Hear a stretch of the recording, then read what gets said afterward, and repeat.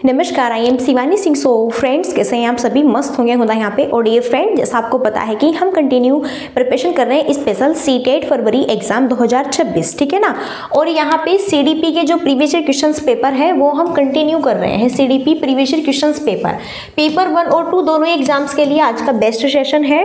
Practice set यहाँ पे 37 है, इससे पहले मेरे 36 कंप्लीट करा दिए हैं बाय शिवानी सिंह। मेरे ही थ्रू कंटिन्यू सेशन यहाँ पर आप सबको कराए जा रहे हैं, ठीक है ना। आपके लिए गुड न्यूज़ है, अगर आपको ये फ्री में पीडीएफ चाहिए, ठीक है ना, तो आपको क्या करना है, यहाँ पे ये हमारा व्हाट्सएप नंबर है 7505890761। आप मुझे इस नंबर पर मैसेज कर सकते हैं, मैं आपको ग्रुप में ऐड कर दूंगी। काफ़ी स्टूडेंट्स हमारे निरंतर ऐड हो रहे हैं, ठीक है ना। बाकी आपके ऊपर डिपेंड है, आपको ऐड होना है नहीं होना है वो आपके ऊपर यहाँ पर इजीली, ठीक है ना, डिपेंड करता है। सो चलिए फिर स्टार्ट करते हैं हम आपका बिना टाइम वेस्ट किए। और जैसा आप देख पा रहे हैं स्क्रीन पर फर्स्ट क्वेश्चन है। क्वेश्चन बड़ा ही लाजवाब होता है यहाँ पे, क्या बात है, मस्त क्वेश्चन यहाँ पर हमारा है, ठीक है ना। सो चलिए फिर फाइनली स्टार्ट करते हैं।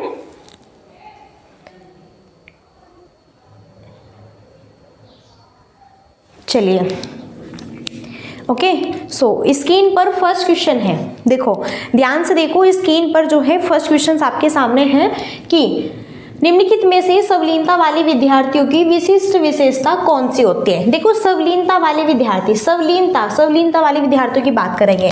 संवाद कौशलों और उच्च स्तर वाले, या फिर कल्पना और तथ्य से अलग करने वाले, ठीक है ना, या फिर उन्नत सामाजिक भावनात्मक पारस्परिकता वाले, या फिर बार बार दोहराव और आवर्ती व्यवहार वाले। तो सवलीनता वाले विद्यार्थी हम किसे कहते हैं?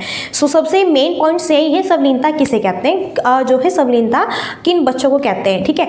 तो सवलीनता उन बच्चों को कहते हैं जो कि बार बार दोहराव और आवर्ती व्यवहार करता है। मानो एक बच्चा है छोटा सा यहाँ पर, ठीक है ना, और वो यहाँ पर कार से खेल रहा है, तो यहाँ पर बस वो सिर्फ और सिर्फ पूरा दिन हो गया उसको यहाँ पर खेलते खेलते इस कार से ही खेल रहा है, ठीक है ना। और वो भी एक ही जगह, एक ही स्थान पर, कभी इस कार को इधर लेके जाता है तो कभी इधर लेके जाता है, बस सिर्फ और सिर्फ उतना ही कर रहा है और कुछ एक्स्ट्रा कार्य नहीं कर रहा। नहीं वो इस चीज से बोर हुआ पूरे दिन। जब हम पूरे दिन एक ही चीज से, यहाँ पे एक ही चीज में लगे रहते हैं, वो बच्चे सवलीनता वाले स्टूडेंट्स होते हैं, बार बार वही चीज यहाँ पर दोहराते हैं, ठीक है ना। तो ये आपका सवलीनता वाले विद्यार्थी की जो यहाँ पर जो है विशेषता होगी वो होगी बार बार दोहराना और आवर्ती, यानी कि बार बार एक ही कार्य को करना। बार बार कोई ऐसा शब्द है उसे ही बोलना, जैसे कि यहाँ पे बच्चे ने कोई ऐसा शब्द सीख लिया, कुछ भी है, कुछ भी हो सकता है यहाँ पर वर्ड, ठीक है, तो बार बार उसे ही बोलता है, उसे ही यूज़ करता है, बार बार उसे ही बोले जाता है, पूरे दिन हो गए यहाँ पर, ठीक है। तो इस तरह के जो बच्चे होते हैं वो यहाँ पे सवलीन वाले कहलाते हैं, सवलीनता विकार से संबंधित होते हैं, ठीक है ना। नेक्स्ट है, समावेशी कक्षाओं की दिशा में काम कर रहे हैं, उन्हें चाहिए कि मैं, देखो शिक्षक जो समावेशी कक्षाओं की दिशा में काम कर रहे हैं उन्हें चाहिए कि वे, तो नीचे आपको ऑप्शंस दिए हुए हैं, फर्स्ट राइट है, बी या फिर सी और डी ऑप्शंस वाइज, ठीक है ना। तो सबसे पहले तो फ्रेंड्स यहाँ पे देखो हम समावेशी कक्षा की बात करते हैं। एक्चुअली समावेशी का मतलब क्या होता है? देखो समावेशी का मतलब होता है जहाँ पर सभी बच्चों को हम समान रूप से शिक्षा प्रोवाइड कराएंगे, चाहे वो बच्चा गरीब है, अमीर है, या फिर यहाँ पर जो है वो किसी भी क्षेत्र से, ठीक है ना, बिलोंग करता है। ओके, चाहे वह प्रतिभाशाली है, चाहे वह बच्चा विशिष्ट है, और चाहे वो बच्चा गरीब है, अमीर है, कैसा भी है, सभी बच्चों को हम समान रूप से शिक्षा प्रोवाइड कराएंगे। और चाहे वो बच्चा विकलांग है यहाँ पर, ठीक है, दृष्टि बाधित है, या फिर यहाँ पे चल नहीं सकता, या फिर सुन नहीं सकता, श्रवण बाधित है, तो सभी बच्चों को हम एक ही क्लास में, एक ही कक्षा में शिक्षा प्रोवाइड कराएंगे, वो होता है हमारा समावेशी कक्षा, ठीक है ना। तो पाठ्यचर्या में अनुकूलन करें, विविध दृष्टिकोण को शामिल करें, अपने स्वयं के अंतर्निहित पूर्वाग्रहों की जांच करें, विविधता को एक बाधा के रूप में देखें। तो देखो विविधता को एक बाधा के रूप में नहीं देखना, ये कट हो गया। तो जिस बी ऑप्शन में 4 ऑप्शन दिया हुआ है वो वैसे ही कट हो गया, और थोड़ा कॉमन सेंस लगाएंगे तो सी ऑप्शन ऑब्वियसली राइट हो जाए। क्यों? देखो समावेशी कक्षा में पाठ्यचर्या में अनुकूलन करें, अनुकूलन चेंजमेंट करें। बिल्कुल आप ये नहीं कि सिर्फ और सिर्फ हर दिन एक ही चीज़ पढ़ाएंगे, अलग अलग करें, कुछ ना कुछ चेंजमेंट करें उसमें। बिल्कुल सही बात है, क्योंकि आपके सामने बहुत तरीके के बच्चे हैं, कम बुद्धि वाले भी, प्रतिभाशाली भी, विशिष्ट भी, यहाँ पर मंद बुद्धि के भी, और जो है यहाँ पे श्रवण बाधित भी, दृष्टि बाधित भी। तो आपको उन सभी बच्चों को ध्यान में रख करके तब शिक्षा प्रोवाइड करानी है, ठीक है ना। विविध दृष्टिकोण को, बिल्कुल विविध दृष्टिकोण को शामिल करें। अब देखो बहुत सारे बच्चे हैं, कोई बच्चे देखकर जल्दी सीखते हैं, कोई बच्चे सुनकर जल्दी सीखते हैं, कोई बच्चे यहाँ पर जो है हंसकर खेल कूद कर जल्दी सीखते हैं। ओके, सबकी अलग अलग क्वालिटी होती है। और आपको टीचर्स को अपने स्वयं के अंतर्निहित पूर्वाग्रहों की भी जांच करें, ठीक है ना। आपको बच्चों की तुलना नहीं करनी है, सभी बच्चों के साथ में अच्छे से व्यवहार क्रिएट करना है, ठीक है ना। सो यहाँ पे सी ऑप्शंस करेक्ट होगा। आगे नेक्स्ट है स्क्रीन पर थर्ड क्वेश्चन, विद्यार्थियों की सीखने की शैलियों में जो विविधता है को शिक्षण अधिगम प्रक्रिया में बाधा और अवरोध के रूप में देखा जाना चाहिए, को महत्व दिया जाना चाहिए और मानव विविधता के प्रतिबिंब के रूप में देखा जाना चाहिए, क्यों उपेक्षा की जानी चाहिए और सीखने की शैलियों में एक रूपा लाने का प्रयास किया जाना चाहिए। शिक्षण अधिगम प्रक्रिया के दौरान ध्यान में नहीं जो है रखा जाना चाहिए। तो विद्यार्थियों की जो सीखने की शैली है उसमें विविधता विद्यार्थियों की सीखने की शैलियों में विविधता। अब देखो व्यक्तिगत विभिन्नता यानी कि विविधता की बात करें, अब देखो एक क्लास है, ओके, उसमें जो है 30 बच्चे हैं या फिर 30 बच्चे हैं, 35 बच्चे हैं, 40 बच्चे हैं या फिर 45 बच्चे हैं। तो बताइए ये सभी बच्चे, ठीक है ना, सीखने की दृष्टि में विविधता रखते हैं, अलग अलग तरीके से सीखते हैं। कोई बच्चा जल्दी सीखता है, कोई बच्चा देर से सीखता है, कोई बच्चा जो है यहाँ पर सुनकर सीखता है, कोई बच्चा बोलकर सीखता है, कोई बच्चा देखकर सीखता है। सबकी अलग अलग क्वालिटी होती है कि नहीं होती है। तो सभी बच्चों में विविधता पाई जाती है। कोई बच्चे इतना परेशान कर देता है कि टीचर्स बताते हैं पढ़ लो, सीख लो, कर लो, लेकिन बच्चे को नहीं पढ़ना, भाड़ में जाए भैया। क्यों? क्योंकि उसकी जो बुद्धि क्षमता है वो उस चीज़ को कनेक्ट ही नहीं कर पा रही है, ठीक है ना, समझे ना। आप जब जो है आपने भी देखा होगा, जब आप पढ़ते होंगे आपके कुछ फ्रेंड्स ऐसे होंगे आपके आसपास में जो कि बहुत ही कम बुद्धि वाले हैं, बहुत ही कम इंटेलिजेंट है, जिसकी मंदबुद्धि होती है कि कितने भी बार भैया पढ़ा लो इनको, लेकिन इन लोगों को समझ नहीं आने वाला। तो इस तरह के भी स्टूडेंट्स होते हैं। तो हमें फिर बच्चों की सीखने की गतिविधि में, ठीक है ना, उन शैलियों का ध्यान रखना है, उनकी विविधता को ध्यान रखना है। तो क्या विविधता को हम ध्यान रखेंगे तो यह शिक्षण में बाधा और अवरोध के रूप में देखेंगे हम इसे। तो यहाँ पर बात करें कि अपेक्षा करनी चाहिए और एक रूप लाने की कोशिश करो। एक तरीके से कैसे पढ़ाएंगे आप, या कह रहे हैं कि शिक्षण अधिगम प्रक्रिया के दौरान ध्यान में ही नहीं रखना चाहिए इन चीज़ों को, बस पढ़ा रहे तो पढ़ा रहे हैं, कोई सीखे ना सीखे हमें कोई मतलब नहीं। सो यहाँ पे राइट आंसर होगा ऑप्शन बी। देखो, विद्यार्थियों की सीखने की शैलियों में विविधता को महत्व दिया जाना चाहिए और मानव विविधता के प्रतिबिंब के रूप में देखा जाना चाहिए, बिल्कुल। सो बी ऑप्शन यहाँ पे करेक्ट होगा। देन पॉजिटिव यहाँ पे ऑप्शन था, बाकी 3 निगेटिव ऑप्शन थे। ओके, स्क्रीन पर 4 क्वेश्चन है और जो 4 क्वेश्चन है स्क्रीन पर अभिकथन और कारण वाला क्वेश्चन है, द ग्रेट क्वेश्चन। शिक्षार्थियों के बीच समालोचनात्मक चिंतन को सुगम बनाने के लिए शिक्षकों को उन्हें विविध परिस्थितियों और विभिन्न दृष्टिकोणों से अवगत कराना चाहिए। जब विद्यार्थी विविध मतभेदों के बीच बातचीत में संलग्न होते हैं तो वे समालोचनात्मक और रचनात्मक रूप से सोचने की अपनी क्षमताओं को सीखते और समृद्ध करते हैं। तो अभिकथन देखो, शिक्षार्थियों के बीच में समालोचनात्मक चिंतन को सुगम बनाने के लिए शिक्षकों के उन्हें विविध परिस्थितियों और विभिन्न दृष्टिकोणों से अवगत कराना चाहिए, बिल्कुल कराना चाहिए।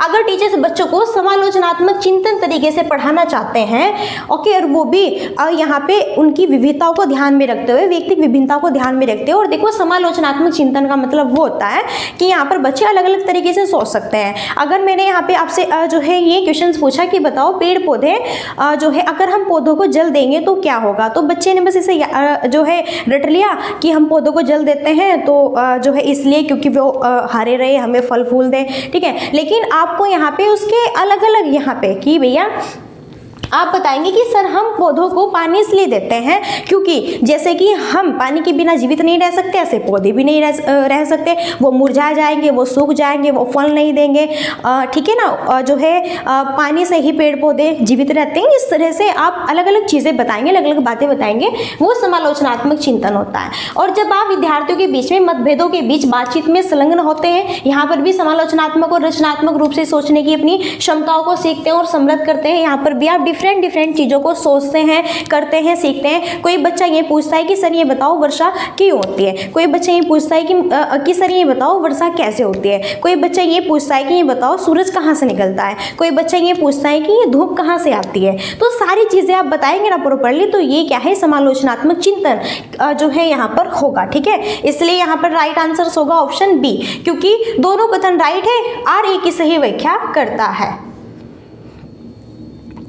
नेक्स्ट है, निम्नलिखित में से अधिगम का प्राथमिक लक्ष्य कौन सा होना चाहिए? तो निम्नलिखित में से अधिगम का प्राथमिक लक्ष्य कौन सा होना चाहिए? समालोचनात्मक चिंतन का विकास, तथ्यों को रटना, यथवंतर याद करने के पूर्वाभ्यास में उत्कृष्ट बनना, या फिर समकक्षियों के साथ प्रतिस्पर्धा बढ़ाना। तो निम्नलिखित में से अधिगम का जो प्राथमिक लक्ष्य है वो कौन सा होना चाहिए? अधिगम का प्राथमिक लक्षण, ठीक है ना।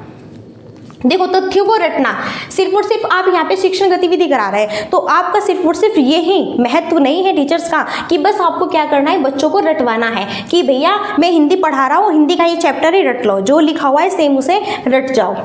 याद करने की पूर्वाभ्यास में बस बार बार उसी चीज का अभ्यास कराते जाओ।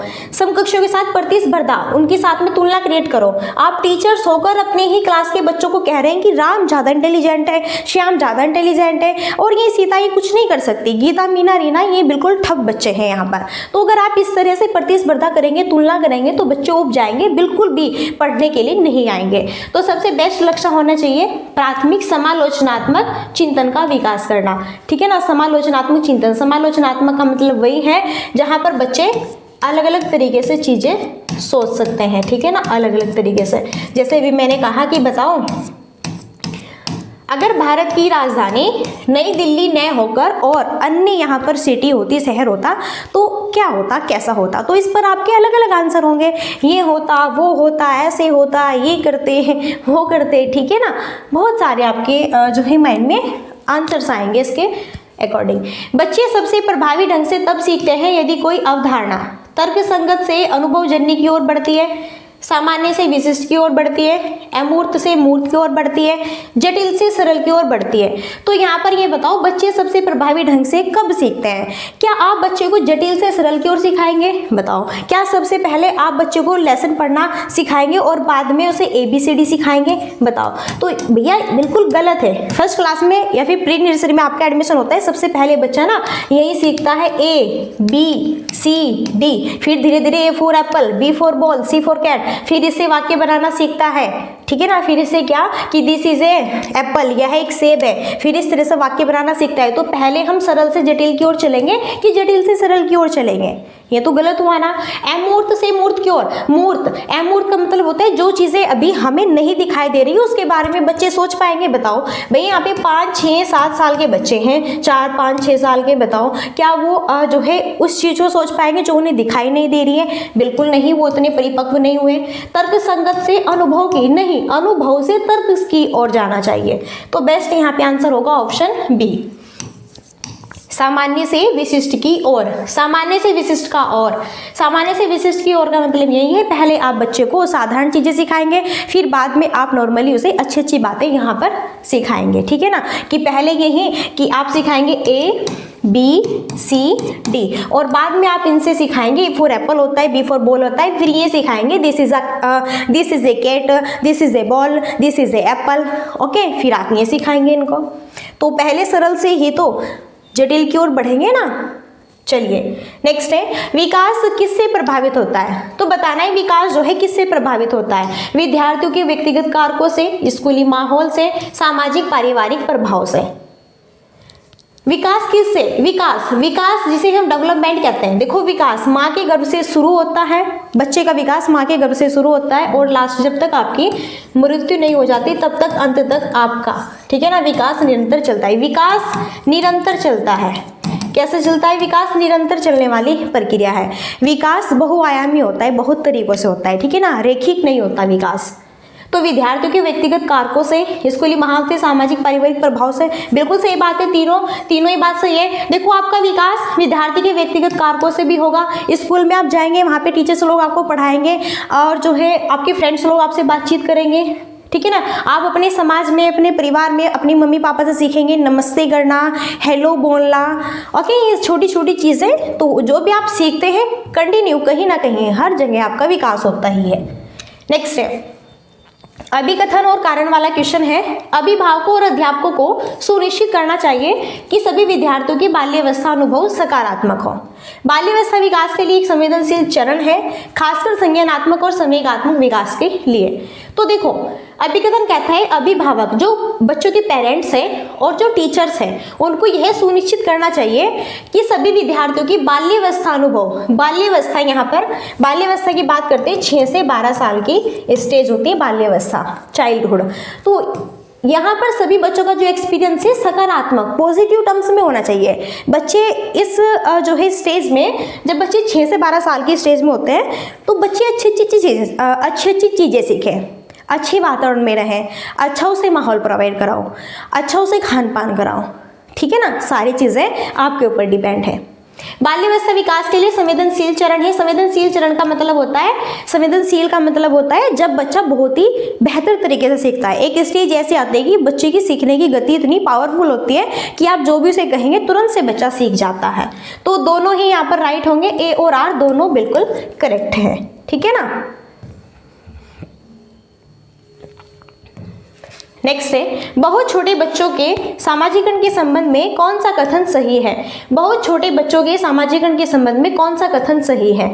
विद्यालय सामाजिकरण की प्राथमिक संस्था है, परिवार सामाजिकरण की प्राथमिक संस्था है, सहपाठी समूह प्राथमिक संस्था है सामाजिकरण की, या फिर यहाँ पर बात करें मुद्रित संचार सामाजिकरण की प्राथमिक संस्था है। तो बहुत छोटा सा और बहुत नॉर्मल सा क्वेश्चन है, और क्वेश्चन देखो घुमा फिरा के पूछा हुआ है। क्वेश्चन ये कह रहा है कि सामाजिकरण के संदर्भ में कौन सा कथन सही है, ये बताना है। क्या विद्यालय देखो प्राथमिक संस्था, मैंने आपको बताया हुआ है कि प्राथमिक संस्था विद्यालय या समाज क्यों होगा। विद्यालय बताओ, छोटा सा बच्चा है, ठीक है ना, आपके यहाँ पे छोटा सा बेबी है, मान के चलिए 20 का बर्थ हुआ है, जन्म से 2 साल तक के बीच का है। तो बताओ क्या यहाँ पे सारा कार्य बच्चे का विद्यालय यहाँ पर उनके टीचर्स लोग करेंगे। भाई क्या मतलब है, मैं आपके बच्चे आप खुद संभालो अपने बच्चों को, ठीक है। क्या सहपाठी समूह में आप अपने बच्चों को यहाँ पर दोगे कि भैया आप देखो इनको, क्या फिर मुद्रित संचार में आप जो है अपने बच्चों को डाल देंगे, नहीं ना। तो देखभाल कौन करेगा, परिवार ही तो करेगा सबसे पहले। तो प्राथमिक संस्था तो भैया परिवार ही होगा, ठीक है ना। जिसका बेबी है यहाँ पर तो उसके पेरेंट्स, मम्मी पापा, स्पेशली उसकी मोम, ठीक है ना, यहाँ पर अपने बच्चे का ध्यान रखेगी, देखभाल करेगी, चीज़ें सिखाएंगी, और यहीं से बच्चे छोटी छोटी चीज़ें सीखने की कोशिश करेगा कि कैसे जो है नमस्ते बोला जाता है, कैसे क्या चीज़ बोली जाती है, सारी चीज़ें, ठीक है ना। आगे नेक्स्ट है यहाँ पर 9 क्वेश्चन। जीन पियाजे के संज्ञानात्मक विकास के सिद्धांत के अनुसार बच्चे किस चरण पर यह समझने लगते हैं कि वस्तुओं के आंखों से ओझल हो जाने से उनका अस्तित्व खत्म नहीं हो जाता। तो जीन पियाजे के संज्ञानात्मक विकास के सिद्धांत के अनुसार बच्चे किस चरण में यह समझने लगते हैं कि वस्तुओं के आंखों से ओझल हो जाने से उनका अस्तित्व खत्म नहीं हो जाता। और ये समझते हैं बच्चे किसमें, संवेदी कामक अवस्था में। देखो आंखों से ओझल, मानो एक छोटा सा बच्चा है, ठीक है, एक छोटा सा बच्चा है, मान के चलिए जो है 0 से 2 साल का, 3 साल तक का, ठीक है ना। तो यहाँ पर आपने बच्चे को एक खिलौना दिया है खेलने के लिए, एक खिलौना दिया, लेकिन आपने फिर उस खिलौने को छुपा दिया। आपने उस खिलौने को बेड में, जो बेड पे जो ऊपर तकिया रखा हुआ है उसके नीचे छुपा दिया। बच्चे उस चीज को आंखों से ओझल हो जाने पर भी उनका अस्तित्व खत्म नहीं होता। बच्चे सोचते हैं कि हाँ कहीं ना कहीं यहीं पर ये जो है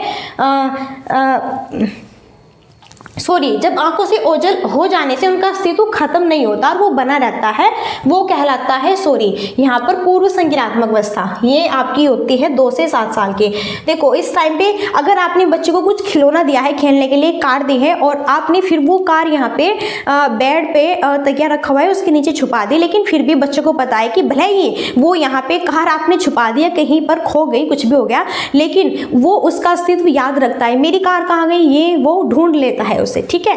तो ये पूर्व संक्रियात्मक अवस्था, जी हाँ, इस स्टेज में आएगी। देखो संवेदी जो यहाँ पे कामक अवस्था है, इसमें तो वो जो वस्तु बच्चे के पास में थी अगर आप उसे छुपा देंगे तो वो आंखों से ओझल हो जाएगी, लेकिन उसका अस्तित्व उसके माइंड में नहीं बना रहेगा क्योंकि अभी वो छोटा है, ठीक है, और दूसरी चीज में खेलने लगेगा।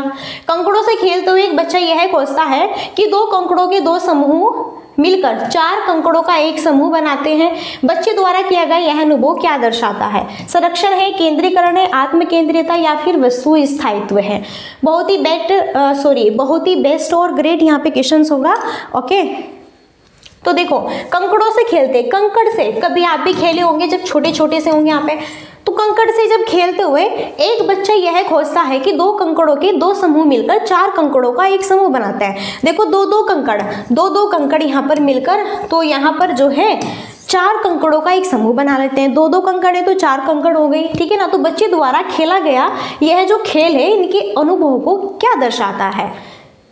देखो, वस्तु स्थायित्व का मतलब वो होता है जो भी मैंने आपको पढ़ाया कि जहाँ पर बच्चा खेलता है और अगर आप उसकी चीज़ आप कहीं पर भी छुपा लेते हैं तो बच्चा देखता है कि मेरा सामान कहाँ पर गया, ठीक है। आत्मकेंद्रिता और केंद्रीकरण, आत्म केंद्रित है, फिर केंद्रीकरण या फिर संरक्षण। यहाँ पे केंद्रीकरण वो होता है जब हम एक ही चीज पर फोकस क्रिएट कर पाते हैं। तो यहाँ पर होगा क्या, संरक्षण। यहाँ पर क्या होगा, संरक्षण। यहाँ पर होगा संरक्षण, ठीक है ना, कि आप जो भी यहाँ पर खेल गतिविधि कर रहे हैं, खेल रहे हैं, कंजर्वेशन, संरक्षण, आप चीज़ें सीख रहे हैं अपने एक्सपीरियंस के आधार पर, ठीक है ना। कि बच्चे अपने आप जो है खुद समूह बना के बातचीत करते हैं, क्वेश्चन पुटअप करते हैं आपस में एक दूसरे से, ठीक है ना। तो ये यहाँ पर होगा कंजर्वेशन। निशा अपना गृह कार्य पूरा करना सुनिश्चित करती है ताकि गृह कार्य पूरा न होने के कारण अध्यापिका द्वारा शर्मिंदा किए जाने से बच सके। लॉरेंस कोहलबर्ग के नैतिक विकास के सिद्धांत के अनुसार इस तरह का तर्क चरण किसको दर्शाता है। पूर्व परंपरागत है, उत्तर परंपरागत और औपचारिक परंपरागत। ये तो होगा ही नहीं। देखो, कोहलबर्ग ने कौन सा सिद्धांत दिया, नैतिक विकास का सिद्धांत। कोहलबर्ग के 3 चरण है, 3 चरण है, पूर्व परंपरागत, परंपरागत, उत्तर परंपरागत। और इनके अंतर्गत ये 2-2 इनके उपचरण इन्होंने बताए हुए हैं फाइनली, यानी कि 6 3 चरण है और 6 लॉरेंस कोहलबर्ग के क्या है, उपचरण है। तो निशा अपना गृह कार्य, एक लड़की है, अपना गृह कार्य, देखो उसकी मैम ने उसे गृह कार्य दिया तो निशा अपने गृह कार्य को इसलिए करती है ताकि कल मैं स्कूल जाऊंगी तो यहाँ पर मैम मेरी कॉपी चेक करेगी तो फिर मेरी पिटाई नहीं करेगी। तो इसलिए अपना होमवर्क वो पिटाई से बचने के लिए पूरा करती है, बाहरी चीजों से, यानी कि टीचर्स को अच्छा बन के दिखाना चाहती है। देखो, जिसे टीचर ये कहे गुड गर्ल है, बहुत अच्छी लड़की है, मैंने इसे गृह कार्य दिया था, इसने टाइम पे पूरा किया है, और तुम देखो नालायक हो, तुम्हें मैंने कार्य दिया था तुमने अब तक नहीं किया पूरा, चलो यहाँ पर जो है हैंड ऊपर करो, ये करो, वो करो, पिटाई होगी तुम्हारी। तो यहाँ पर ये होगा परंपरागत, ये होगा बी। परंपरागत का एक स्तर है जिसमें अच्छा लड़का है फिर अच्छी लड़की, बच्चा सोचता है कि सब मुझे अच्छा कहे, मुझे कोई बुरा ना कहे। तो यहाँ पर निशा भी अपना गृह कार्य इसलिए करती है मैम से बचने के लिए, पिटाई से बचने के लिए, ठीक है ना। चलिए, आई होप समझ आ गया होगा। नेक्स्ट है 12 क्वेश्चन, बहुत ही ग्रेट क्वेश्चन है। लेओ वाइगोत्स्की का सिद्धांत मुख्यतः करता है कि विकास पर पड़ने वाले प्रभाव की व्याख्या जैविक परिपक्वता, संवेगात्मक, आरोपण, प्रतिरूप, नैतिक, सांस्कृतिक उपकरणों, संज्ञानात्मक, पुरस्कार और दंड व्यवहारात्मक, ठीक है ना। तो वाइगोत्स्की का सिद्धांत, वाइगोत्स्की आप बताओ, वाइगोत्स्की पुरस्कार और दंड को महत्व नहीं देते और नैतिकता को महत्व नहीं देते हैं, जैविक परिपक्वता, संवेगात्मक को महत्व नहीं देते हैं। वाइगोत्स्की की बात हो, ये थोड़ा माइंड्स में लाइए इनकी चीजें, ठीक है। ये किसकी बातें करते हैं, ये समाज की संस्कृति की बातें करते हैं, ठीक है ना, सोशल कल्चर्स की बात करते हैं कि बच्चा कैसे सीखता है अपने समाज के साथ में अंतःक्रिया करके, विचार विमर्श करके, ओके, संप्रेक्षण करके तब चीजें सीखता है। तो यहाँ पर बिल्कुल आपने देखा है कि कल्चर्स, टूल्स, कॉग्निटिव दिया हुआ है, सांस्कृतिक उपकरणों, संज्ञानात्मक, ठीक है ना। तो यहाँ पर सी ऑप्शन क्या होगा, करेक्ट। थोड़ा कॉमन सेंस लगाएंगे क्योंकि भैया वाइगोत्स्की की बात हुई है, ठीक है। तो पुरस्कार की बात नहीं करते, दंड की बात नहीं करते हमारे वाइगोत्स्की साहब, और यहीं पर संवेगात्मक, जैविक परिपक्वता की बात नहीं करते, नैतिकता की बात नहीं करते हैं, ठीक है ना। चलिए, आई होप क्लियर हो गया होगा। देन लास्ट क्वेरी हमारी यही रहती है, लाइक, शेयर एंड सब्सक्राइब की। सो सेशन अगर आपको अच्छा लगा, मस्त यहाँ पे प्रॉपरली आप सेशन को लाइक एंड चैनल को सब्सक्राइब कर सकते हैं। तो चलिए फ्रेंड्स, अब यहीं पर हम अपनी वाणी को देते हैं विराम और मिलते हैं नेक्स्ट सेशन में, और तब तक के लिए so thanks for watching, keep study and bye bye, take care, जय हिंद, जय भारत, नमस्कार।